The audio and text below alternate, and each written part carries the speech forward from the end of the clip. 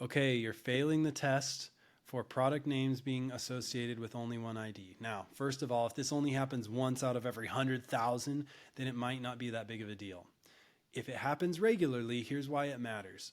If you can't see when somebody, usually this happens because you record the product name a little bit differently when somebody views the product versus when they add it to the cart. And the most common reason for this is when they view the product, you don't know their variant. You don't know the SKU, if you use the SKU terminology, you don't know whether it's large or whether it's green or whether it's the 3 bundle or the single bundle.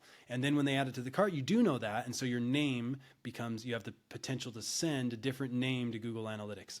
Now this matters because one of the most important metrics that you need to be able to record, in fact, there's a handful of them, are the conversion rates between those e-commerce stages, between seeing an item in a list and then viewing that item and then adding that item to cart, adding that item to cart, starting checkout, checkout to shipping, payment, and transaction. So if your item name changes and is associated with a single ID, or if the same ID is associated with multiple item names, then that means that you won't have the capability to calculate those rates.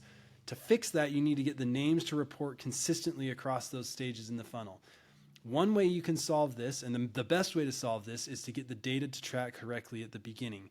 If you want to try to leverage some of the value of your historical data and you have your BigQuery connection turned on, then you can write some really light and simple logic code to extract the appropriate names and align them with the right IDs and group them together.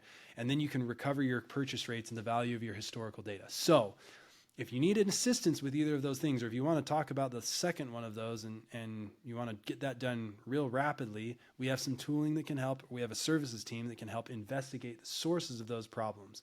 So take a look at that. Don't hesitate to reach out if you have questions.